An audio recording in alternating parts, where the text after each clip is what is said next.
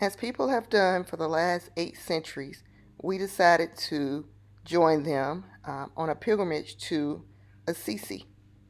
Today is day 4.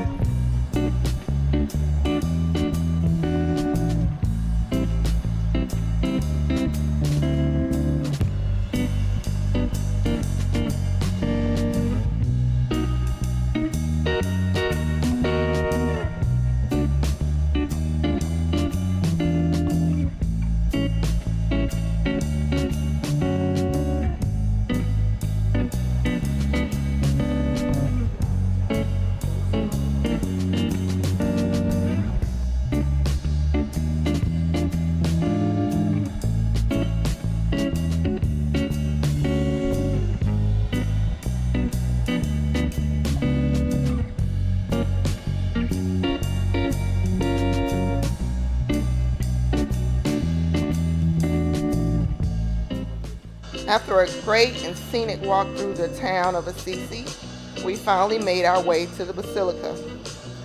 As thousands of people have done before us, we were greeted at the Basilica as pilgrims.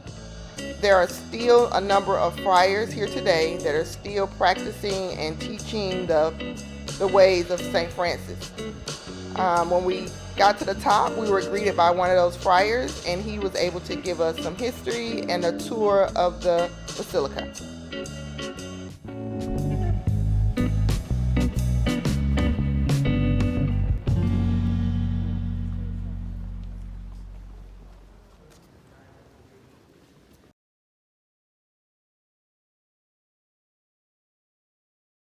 Born Catholic, the cult of the saints might be somewhat strange, but again, maybe hopefully by the end of the tour today you'll understand that nothing brings goodness into this world like holiness.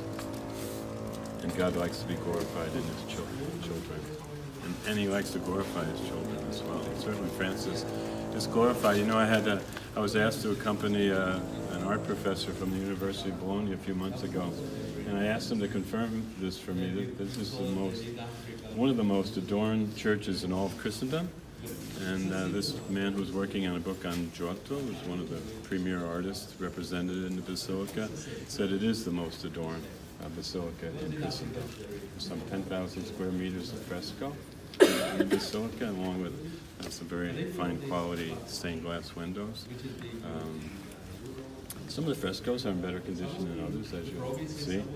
Francis without talking about Jesus.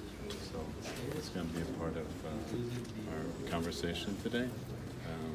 Francis' life very much was Christ-centered.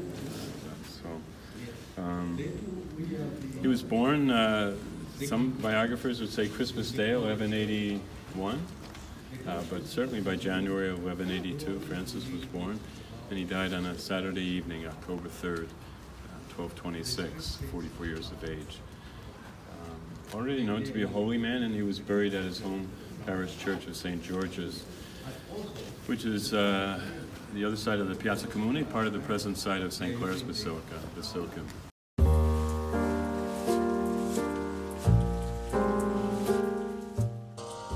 For the next hour or so, Friar Dan gave us a wonderful tour of the Basilica of St. Francis. We were able to see exactly where St. Francis was buried, all of the medieval artwork in the church, the different frescoes, and the tour was absolutely fabulous. There are no pictures allowed inside, so we weren't able to take pictures of the frescoes or the paintings or the other art, but we were able to capture a few shots, as you can see here.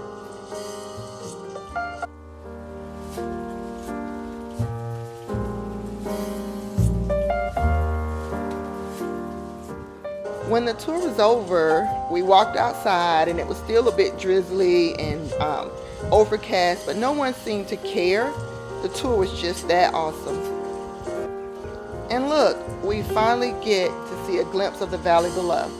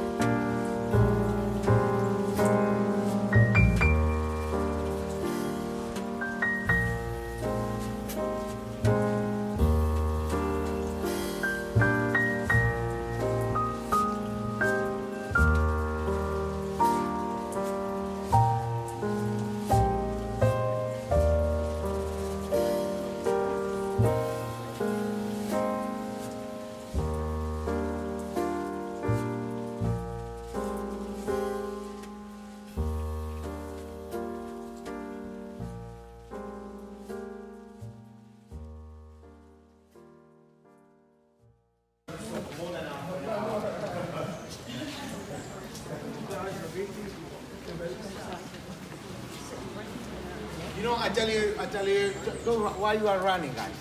Piano, piano. I tell you a story.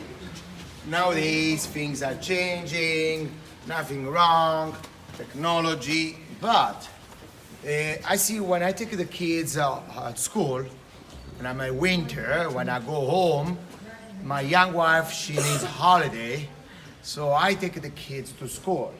And I see as a parents, we take the kids inside the classroom. We want to enter, because I live very close. If it's raining, I go by car. If not, we walk. But I see that we would like to take the kids inside the classroom. We want to be part of the classroom because we consider our kids like genius. I don't remember my mom doing like that. My mom was kicking me out. Go! And I was walking from home to school. Okay? Well, I had the school bus, but I didn't want to take a school bus because I want to go to school a little bit early because before entering, we were, with my friends, we were having a game of 20 minutes playing soccer, all right? So I understand that. And I was walking 2 miles, 3 kilometers to go to school. Impossible nowadays because there are more vehicles, it's more dangerous. And my grandma knew the story because we were always, my mom was always, I was fighting with my mom because my mom didn't want because I was dressing nice. So imagine I was entering the classroom, sweating, sometimes hurting, bleeding, you know. I was a very sane child, right? So what's happening is that I was walking, and my grandmother used to give me all the cross, the tau is the cross of St. Francis, that later on we will know about that, and always a little figurine of the tau of St. Francis, because I used to, on the path to school, a lot of dogs. Nowadays, you know, we keep the dog safe, we look after the dog. If the dog cannot poo-poo, we go to the vet. If he cannot pee-pee, goes to vets. We have a headache, we don't care, but we care if the dog does not eat, all that. When I was a child, people had dogs, had animals, but it was more than, you know, to look after the house. Now, you know, in a way, nothing wrong. The cat or the dog is like a human being. Nothing wrong. I'm not going to sleep with the dog next to me. Well, I have a tiger already, my young wife, but that's another story. Ooh la la, yeah, right. Okay, right. So what's happened is that because San Francis is the patron saint of the animals. So my grandmother used to tell me, if you see a stray dog, if you see a dog on the path to school, just call San Francis, touch the towel, okay, take the figurine, call San Francis, look after me, and the dog will go away. And yeah, it is true, because I lived in the countryside, so there were dogs around. The dogs didn't care, but as a child I was scared. Yeah. Okay, then I was in a hurry. Imagine a child running to school. Probably I was the only child running to school. Right? I was running to play with my friends. Okay.